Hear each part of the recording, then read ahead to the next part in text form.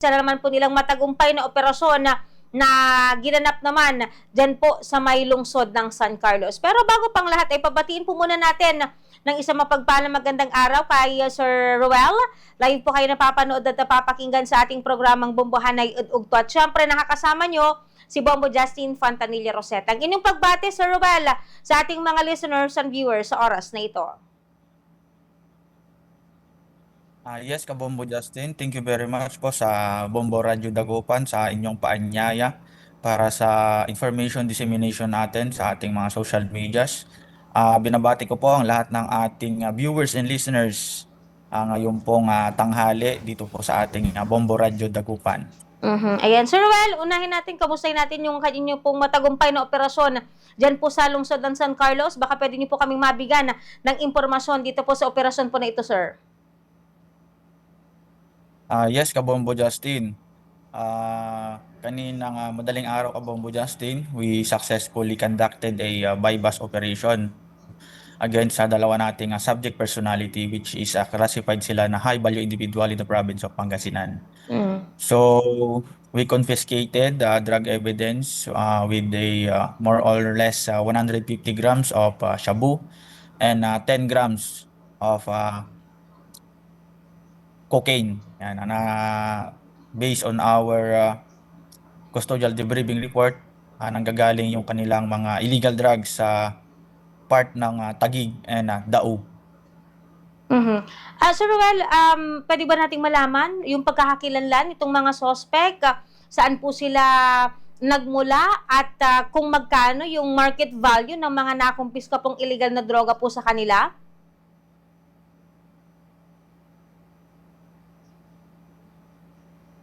Yes, Kabombo Justin, humigit kumulang nasa 1,000,000 at 73,000 pesos yung nakalap nating mga worth of illegal drugs sa ating mga drug personalities, mga Kabombo Justin. So, based sa kanilang revelations, galing po ito sa Taguig and Dao na kanilang dinideliver sa part of ng ating Pangasinan. Isa na dito yung San Carlos City, Villasis, Urdaneta, Dagupan, Rosales, and Karatig lungsod at bayan ng District 6, Kabombo Justin.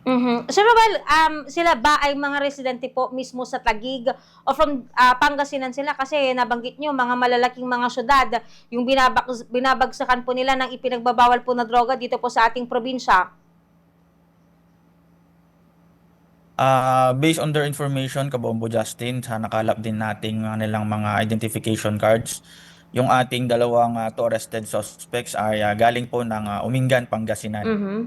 So, bali nagdi-deliver po sila dito sa ating mga cities and municipalities, kagaya ng nabanggit ko kanina, to transact illegal drugs. Siyang kanilang pinanghahanap buhay. Yun nga, ito yung isang nagiging easy money ng ating mga illegal drug personalities, Kabombo Justin.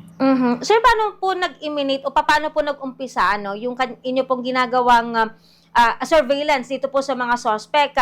May mga naitala na po bang mga record ito pong mga to na may kaugnayan po sa illegal na droga sa ating probinsya? Yes, Kabombo Justin, dahil sa pakikipagtulungan ng ating mga komunidad, nakakalap po tayo ng impormasyon with regards dito sa ating two arrested illegal drug personalities. So, upon verification ng ating unit, napag-alaman po natin na itong isang suspect natin ay nahuli ng CIDG Urdaneta City, Pangasinan for violation of 10591 RA 10591 or yung ating loose firearms last October 7, 2025. So bago lang din po siya nakasuhan ng RA 10591, then nakapag-bail po siya noong October 11, 2025, Kabombo Justin.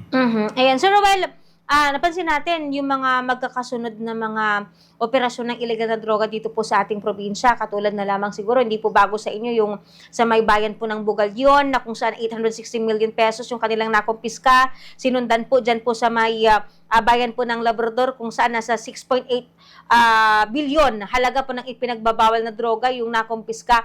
Sir, yung mga hamon na kinakaharap po ngayon ng mga law enforcement agency katulad po ng PEDEG Pangasinan, especially sa pag-monitor sa mga pumapasok dito po sa ating probinsya ng Pangasinan kasi 'di ba parang gano'n na lamang ba na dinadala dito po sa ating probinsya yung ganitong klase po ng mga ipinagbabawal po na droga na maaari pong makasira syempre sa imahen po ng ating lalawigan, Sir Ruel? Yes, Kabombo Justin, madaming challenges ang kinakaharap ng ating kapulisan with regards to the anti-illegal drugs effort o yung ating kampanya kontra illegal na droga. Mhm. So, ganun pa rin, Kabombo Justin, ginagawan pa rin natin ng paraan or ginagawa ng PNP personnels natin yung kanilang makakaya upang bigyan ng sapat na impormasyon itong mga illegal na aktibidad ng ating mga illegal drug personalities. So yun po, patuloy po ang ating mga plans and programs, yung ating mga initiatives together with the PDEA Pangasinan, Mm. yung ating mga counterparts in the drug enforcement units, sa tulong na rin po ng ating mga local executives within the Pangasinan, dahil na rin po dito sa tulong ng ating Pangasinan Police Provincial Office, sa ating maigting na pakikipag-ugnayan at coordination, collaboration. Yan po, nagkakaroon po tayo ng magandang trust building sa ating pamayanan or ating community na siyang nagbibigay ng impormasyon sa ating kapulisan, Kabombo Justin. Mhm. So, well, somehow ba nakaka-pressure yung ginagawang pagbabantay ngayon ng PEDEG Pangasinan dahil nga sa, yun nga, yung mga malalaking bultuhan po ng ipinagbabawal na droga yung ipapasok dito po sa ating probinsya. And kasi yung possibility po na by sea, ipinapasok yung ganitong klase po ng mga ipinagbabawal na droga dito po sa ating probinsya. Ano po yung mga ginagawa po ninyo ngayon na mga countermeasure para matiyak na eto nga, mabantayan po natin yung ating probinsya ng Pangasinan, katuwang yung iba't ibang mga law enforcement agencies like PNP and of course the Philippine Drug Enforcement Agency para hindi na po, though hindi kasi intend yung mga naglalakihang ipinagbabawal na droga na dalhin daw dito po sa Pangasinan, still ay dinadaan pa rin dito po sa ating probinsya. Yes, Kabombo Justin, dahil nga dito sa very alarming na sunod-sunod na pagka-discovery natin ng mga malakihang illegal na droga dito sa lalawigan ng Pangasinan, patuloy po in pinaigting po ng ating ahensya ang ating collaboration and coordination efforts sa agency ng PDEA, sa Maritime Group, sa Navy, sa ating Philippine Coast Guard, para mag-conduct po ng monitoring and seaborne patrolling dito sa ating shorelines ng Western Pangasinan. Then of course, ganun din po ang ating ginagawa sa kalupaan. Nagkaroon din po tayo ng collaboration with our city and municipal stations to conduct greater patrolling and yung etong mga checkpoints natin para ma-preempt natin yung mga illegal transactions within the areas of land and water, Kabombo Justin. Yun yung mga hakbanging ginagawa ng ating PNP organization to preempt itong mga illegal drug activities ng ating mga kababayan, yung Kabombo Justin. Sir Ruel, ano bang mas mahirap? Yung ginagawang monitoring, pagbabantay by land or by sea ho? For me, Kabombo Justin, is pareho lang, pero of course, yung dun sa by waters natin is medyo nahihirapan tayo kasi meron tayong mga lack of resources kagaya ng mga bangka natin, gas fuels natin to conduct seaborne patrolling. Hindi kagaya dito sa ating kalupaan na meron po tayong mga patrol vehicles na pwedeng mag-conduct ng patrolling and checkpoints.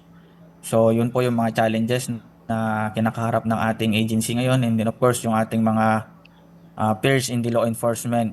Kaya medyo ano talaga yung hamon natin kontra illegal na droga, Kabombo Justin. So of course, ganun pa rin. Kinakaya pa rin po ng ating agency through the support of our LGUs and of course ng ating community, Kabombo Justin.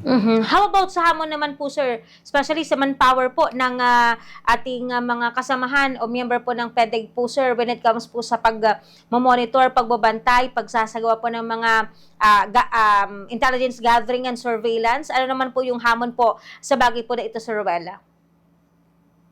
Yes, Kabombo Justin, kasi within our area of jurisdiction, hindi talaga sapat yung aming personnel. Pero of course, ginagawa po namin ang lahat. Pinapaigting po namin yung aming intelligence gathering and monitoring within the province of Pangasinan para magampanan po namin yung aming sinumpaang tungkulin dito nga po sa laban natin kontra illegal na droga, Kabombo Justin.